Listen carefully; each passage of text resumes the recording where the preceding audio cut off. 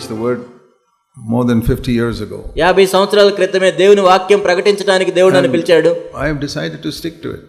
కాబట్టి నేను ఈ విధంగా చేయడానికి తీర్మానం చేసుకున్నాను. Even in early days when we had so little money, my wife and I had very little money. నాకు నా భార్యకు మా ప్రారంభ దినాల్లో ఎంతో తక్కువ డబ్బులు ఉండేవి. And we would work among the poor students and villagers who had no money. కాబట్టి మేమేమో గ్రామాల్లో పనిచేసే వాళ్ళము, పేద విద్యార్థుల మధ్య పనిచేసే వాళ్ళము, వాళ్ళకి డబ్బులు ఉండవు. God called us to serve. కాబట్టి దేవుడు ఆ విధంగా మేము సేవ చేయడానికి పిలిచాడు. And God tested me. See, will he go to the rich churches to get money?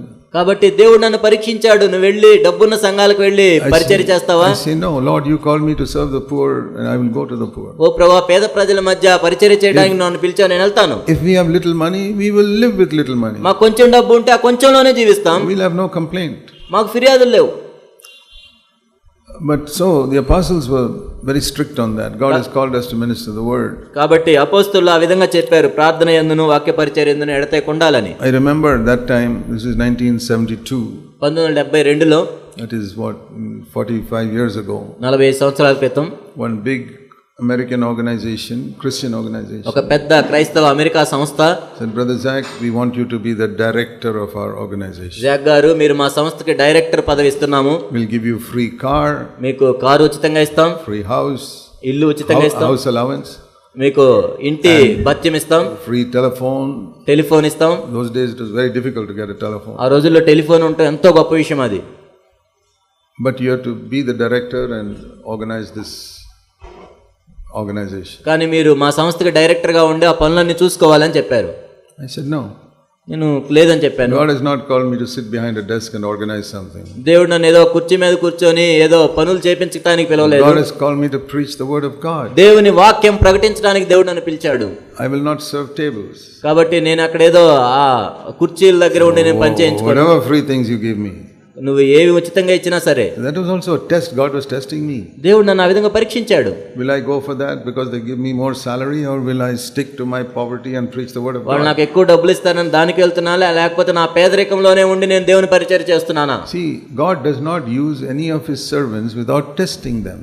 కాబట్టి దేవుడు తన సేవకుల్ని పరీక్షించకుండా ఎవరిని వాడుకోడు. For many years he tested me in the Navy to see whether I'll compromise my conscience to get promotion. అనేక సంవత్సరాలు నేను నావికా దళంలో ఉన్నప్పుడు నా ప్రమోషన్ కోసం నా మనస్సాక్షి విషయంలో రాజీ పడతానా లేదా అని దేవుడు నన్ను పరీక్షించాడు. And then he tested me afterwards to see if I'll take this good salary job. ఆ తర్వాత ఈ ఎక్కువ జీతం వచ్చే ఉద్యోగాన్ని నేను తీసుకుంటానా లేదా అని పరీక్షించాడు. And all my life he's kept on testing me. కాబట్టి నా జీవితము అంతా కూడా ప్రభు పరీక్షిస్తూ ఉన్నాడు. He has shown me what the truth is. Now he tests me. Will you preach the whole truth even if you are unpopular? కాబట్టి నీకు పేరు ప్రఖ్యాతులు రాకపోయినా, అందరూ నిన్ను అవమానించినా దేవుని యొక్క సత్యం నువ్వు ప్రకటిస్తావా? Even if people criticize you and calls you a false teacher, will you preach the truth? నీవు తప్పుడు ప్రవక్తవని, తప్పుడు బోధకుడు అని నిన్ను పిలిచినా కానీ ప్రజలందరూ నువ్వు సంపూర్ణ సత్యాన్ని బోధిస్తావా? I say yes, even if everybody in the church goes away, I'll preach the truth. అవును ప్రభువా, సంఘంలో ఉన్న వాళ్ళందరూ వెళ్ళిపోయినా కానీ నేను సత్యాన్నే ప్రకటిస్తాను. Even if my wife and I are left alone, we will preach the truth. నేను నా భార్య మాత్రమే మిగిలిన సంఘంలో నేను సత్యాన్నే ప్రకటిస్తాను. I'm saying that for your encouragement. If you really want to serve God, God will test you till the end of your life. మిమ్మల్ని ప్రోత్సహించడానికి నేను చెప్తున్నాను, ఒకవేళ దేవుని సేవకు దేవుడు మిమ్మల్ని పిలిచినట్లయితే మీ జీవితాంతం దేవుడు మిమ్మల్ని పరీక్షిస్తూనే ఉంటాడు. I want you to see Genesis 22. ఆదికాండం 22వ అధ్యాయం. God first tested Abraham when he was in his hometown in Ur of the Chaldees. దేవుడు అబ్రహామును మొట్టమొదట కల్దీయుల ఊరు అనే పట్టణంలో ఉన్నప్పుడు అబ్రహామును పరీక్షించాడు. He was 75 years old there. అప్పటికి అబ్రహాముకి 75 సంవత్సరాలు ఉన్నాయి. He was living a retired life. He had built his house and he was living there. తను ఇల్లు కట్టుకున్నాడు, ఇంట్లో ఉంటూ ఉన్నాడు. God says, I want you to leave this.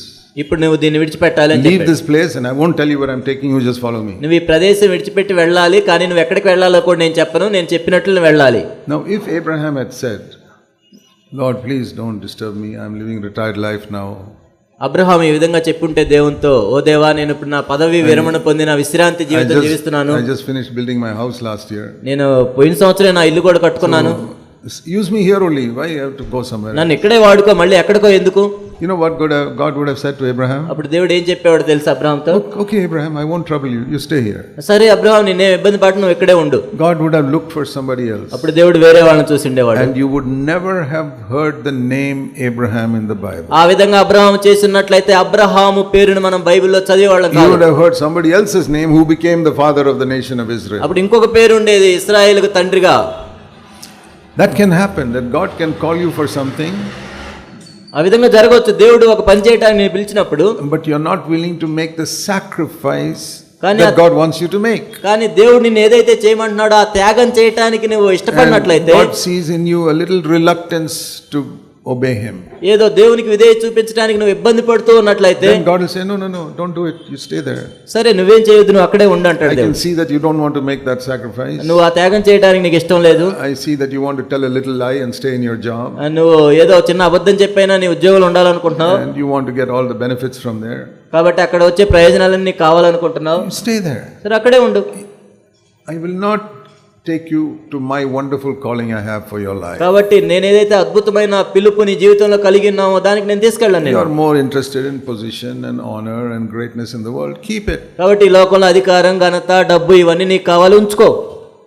And one day when Abraham stands before God, ఒకరోజు అప్పుడు అబ్రహాము దేవుని ఎదుట నిలబడ్డప్పుడు he'll say, what a fool I was to not take God's call. అయ్యో నేను ఎంత బుద్ధిహీనుడినో కదా, దేవుని పిలుపుకు నేను విధేయత చూపించలేకపోయానా.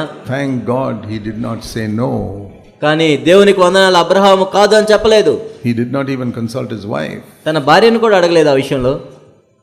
His wife said, Abraham, you're my Lord, I'll follow you. అప్పుడు తన భార్య ఏం చెప్పిందంటే, నీవే నాకు ప్రభువు, నేను నిన్ను వెంబడిస్తానని. And that is why you read about Sarah, otherwise you'd never hear about Sarah. అందుకే శారా గురించి కూడా మనం చదువుతాం, లేకపోతే శారా పేరు ఉండదు బైబిల్లో. Today they suffered a lot because they had to wander like wanderers in a desert when they were living a comfortable life before that. ఆ పని చేయడానికి వాళ్ళు ఎంతో శ్రమ పడ్డారు, అరణ్యంలో ఎడారుల్లో తిరిగారు వాళ్ళు. All his life he was wandering around in tents. తన జీవితం అంతా కూడా గుడారాలు వేసుకుంటూ అబ్రహాం తిరిగాడు. He was not living in a tent in Ur of the Chaldees. There he had a proper house. ఏదో కల్దీల ఊరు అనే పట్టణంలో ఆయన గుడారాల్లో జీవించలేదు, ఆయనకి మంచి ఇల్లు ఉంది. He was 100 years old, still in a tent. ఆయన 100 సంవత్సరాలు వచ్చినా ఇంకా గుడారాల్లోనే ఉంటున్నాడు. 125 years old, still in a tent. 120 సంవత్సరాల్లో కూడా గుడారాల్లోనే ఉన్నాడు. Okay, he suffered a little. ఆయన శ్రమ పడ్డాడు కొంచెం. You ask him in heaven today. కానీ ఈ రోజు నువ్వు పరలోకం వెళ్ళి అడుగు. Abraham and Sarah, do you feel sad that you obey God? Abraham, Sarah, మీరు దేవునికి విధేయత చూపించినందుకు చింతిస్తున్నారా? He says, what are you talking? ఏంటి నువ్వేం మాట్లాడుతున్నావు అసలు? I'm so happy that I did not disobey what God called నేను me. దేవునికి అవిధేయత చూపించలేదు, ఆ పిలుపుకు, అందుకు మేము ఎంతో సంతోషిస్తున్నాం. Okay, I didn't have a good house, I lived in a tent. What is that? That's not a big thing. సరే, మాకేదో మంచి ఇల్లు లేదు, ఏదో గుడారాల్లో ఉన్నాం, అదేమీ ప్రాముఖ్యమైనది కాదు. I could not stay in one place, I had to always keep moving. ఒక చోట మేము ఉండలేకపోయి మేము ఎప్పుడు తిరుగుతూనే ఉన్నాం. But see what God did for me through that, and see what God did for my children. కానీ దాని ద్వారా దేవుడు మాకేం చేశాడో చూడండి, మా పిల్లలకి ఏం చేశాడో చూడండి.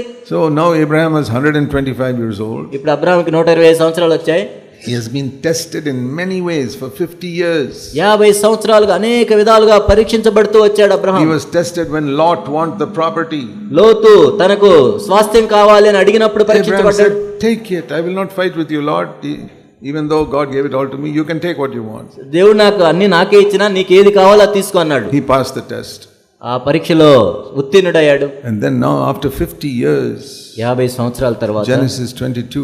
ఆదికాండం 22వ This is 50 years after he left Ur of the Chaldees. కల్దీయులను ఊరు అక్కడి నుండి విడిచిపెట్టిన తర్వాత 50 సంవత్సరాలు. He's still testing him. అయినా కూడా పరిశోధిస్తూ ఉన్నాడు దేవుడు. God tested Abraham. Genesis 22 verse 1. ఆదికాండం 22:1 దేవుడు అబ్రహామును పరిశోధించెను. This is more difficult than leaving Ur of the Chaldees. కల్దీయుల ఊరు విడిచిపెట్టడం కంటే ఎంతో కష్టమైంది ఇది. Now he's telling him to kill his son. తన కుమారుని చంపేయమని దేవుడు అడుగుతున్నాడు. And he passed that test also. ఈ పరీక్షలో కూడా ఉత్తీర్ణుడయ్యాడు. God didn't kill his son. God didn't allow him to kill his son. దేవుడు తన అబ్రహాం యొక్క కుమారుడు చనిపోయేటట్లు అనుమతించలేదు. He said, I want to see whether I am more precious to you or your son is more precious. అంటే నేను నీకు ప్రశస్తమైన వాడనా, నీ కుమారుడు ప్రశస్తమైన వాడా, నేను పరీక్షించాలి అనుకున్నాడు. Abraham said, God, you are more precious. ఓ దేవా, నీవే నాకు ప్రశస్తమైన వాడవు. He passed the test. ఆ పరీక్షలో ఉత్తీర్ణుడయ్యాడు. Sometimes God has to ask some of you that question. కాబట్టి మీలో కూడా దేవుడు, మిమ్మల్ని కూడా దేవుడు ఆ ప్రశ్న అడుగుతున్నాడు. Am I more precious to you or your children are more precious to me you? పిల్లలు మీకు ప్రశస్తమైన వారా లేక నేను ప్రశస్తమైన వాడినా? And I'll tell you, most believers fail the test. నేను చెప్తున్నాను, అనేక మంది విశ్వాసులు ఈ పరీక్షలో ఓడిపోతారు. They say, Lord, I don't want to offend my children. ఓ దేవా, మా బిడ్డల్ని మేము అభ్యంతర పెట్టాలనుకోవట్లేదు. My daughter wants to dress in this worldly way. మా అమ్మాయి లోకానుసారంగా వస్త్రధారణ చేసుకోవాలనుకుంటుంది. I don't want to offend her. ఆ అమ్మాయిని అభ్యంతరపరచాలని నాకు లేదు. You are a merciful God, so I don't mind offending you, but I don't want to offend my నువ్వు ఎంతో daughter. కనికరం కలిగిన వాడివి కాబట్టి నిన్నైనా అభ్యంతరపరుస్తాను, కానీ మా అమ్మాయిని మాత్రం నేను We అభ్యంతరపరచను. will have a fight at home. అప్పుడు వాడు We'll ఇంట్లో have a fight at home if I stand against her. ఒకవేళ ఆ విధంగా నేను వ్యతిరేకంగా చెప్తే మా ఇంట్లో కొట్లాట జరుగుతుంది. God says, okay, you please worship your daughter, don't worry. దేవుడు చెప్తాడు, సరే మీ అమ్మాయిని నువ్వు ఆరాధన చేసుకో అంటాడు. Or your son asks for something which is ungodly లేకపోతే మీ అబ్బాయి దైవికమైనది కాందేదో అడిగాడు, and you allow it. దాన్ని ఆ విధంగా చేయడానికి నువ్వు అనుమతించావు. You put your son above God. నువ్వు దేవుని కంటే పైగా మీ అబ్బాయిని You పెట్టావు. see your son doing something wrong and you don't correct him. మీ అబ్బాయి ఏదో తప్పు చేస్తుంటే నువ్వు సరిచేయలేదు. Eli was like that, the high priest. ప్రధాన యాజకులైన ఏలీ ఆ విధంగా ఉన్నాడు. 1 Samuel chapter 2. మొదటి సమూయేలు 2లో మనం చూస్తాం. His children were doing something wrong, he didn't correct them. తన పిల్లలు తప్పు చేస్తుంటే వాళ్ళని సరిదిద్దలేదు. And God said to Eli, ఏలీతో దేవుడు ఏం చెప్పాడంటే, you honor your sons more than me. నీవు నాకంటే నీ పిల్లల్ని ఎక్కువ కనపరిచావు. You read that in 1 Samuel chapter 2. మొదటి సమూయేలు 2లో చూడండి. You are dismissed as a high priest. కాబట్టి ప్రధాన యాజకుడిగా నిన్ను And తీసేస్తున్నారు. your children will die. నీ బిడ్డలు చచ్చిపోతారు. And none of your descendants will prosper. కాబట్టి నీ సంతతి వారు ఇంకెవరు అభివృద్ధి చెందరు.